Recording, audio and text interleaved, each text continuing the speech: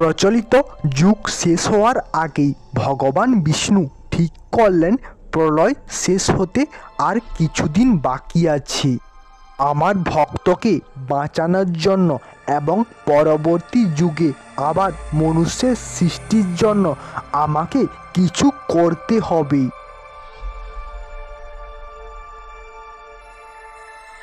তিনি দেখলেন তার পরম ভক্ত রাজর্ষি সত্যব্রত একটি জলাশয়ে স্নানরত। তা দেখে ভগবান শ্রীবিষ্ণু সেখানে উপস্থিত হলেন এবং একটি ছোট্ট মৎস্যের রূপ ধারণ করলেন। ওহে রাজন, আমাকে এখান থেকে নিয়ে চলুন। কে তুমি, আর এখানে থাকতেই বা তোমার কি অসুবিধে হচ্ছে? আমি একটি ছোট্ট মৎস্য। আমি এই জলাশয়ে থাকার কারণে আমাকে দেখে বড় বড় মাছগুলি আমাকে তাদের খাদ্যরূপে চায়। দয়া করে এখান থেকে আমাকে নিয়ে চলুন। তখন রাজর্ষি সত্যব্রত তার কথায় রাজি হন এবং তার আশ্রমের কুটিরে নিয়ে গিয়ে একটি ছোট্ট পাত্রে রেখে দেন। এখানে তুমি নির্ভয়ে থাকতে পারো, তোমার কোনো ভয় নেই ছোট্ট মৎস্য।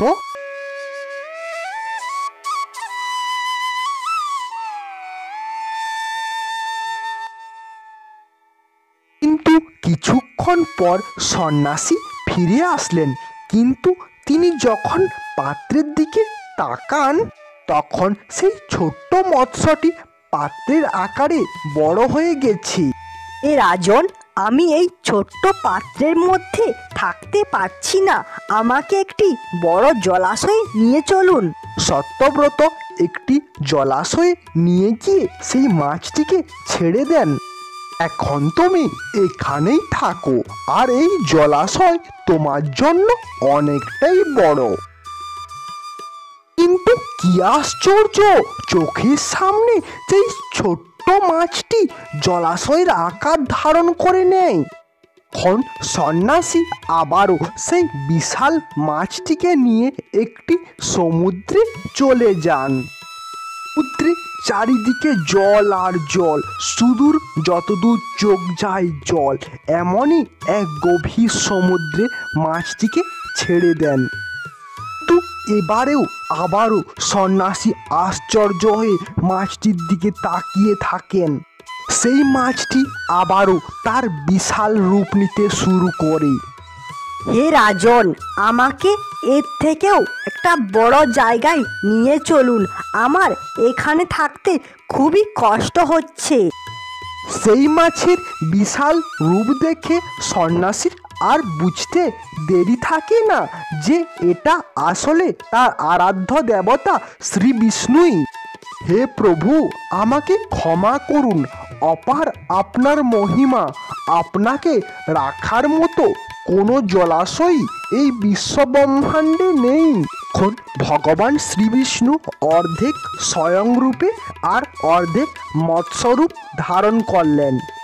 তো সত্যব্রত, আজ থেকে ঠিক 7 দিন পর মহাপ্রলয় হবে আর এই ত্রিলোক জলমগ্ন হবে।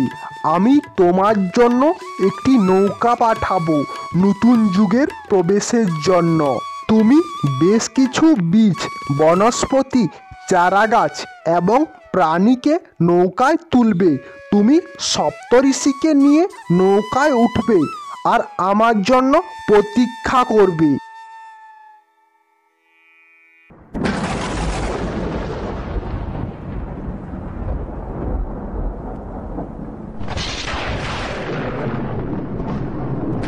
ভগবান বিষ্ণুর কথা মতো ঠিক 7 দিন পর প্রবল বৃষ্টি শুরু হলো।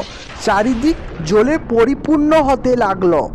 চারিদিকে বজ্র বিদ্যুৎপাত সহ বৃষ্টি, জগৎকুল ধ্বংসপ্রাপ্ত হতে শুরু করেছে।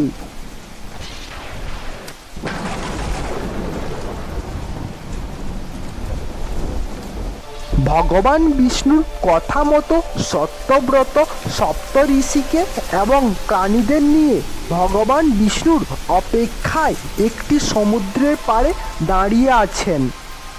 তখনই একটি বিশাল নৌকা এসে পৌঁছায় তাদের সামনে। তখন সত্যব্রত সবার উদ্দেশ্যে বলেন, ভগবান বিষ্ণু আমাদের জন্য নৌকা পাঠিয়েছেন, সবাই তাড়াতাড়ি উঠে পড়ো। আমাদের উদ্দেশ্য একটি নতুন যুগ স্থাপন করতে হবে। তারপর সবাই নৌকাতে উঠে পড়ে এবং নৌকা প্রবল ঝড় বৃষ্টিতে এগিয়ে যেতে থাকে। কিন্তু উত্তাল সমুদ্র যেন নৌকাকে ডুবিয়ে দিতে চায়।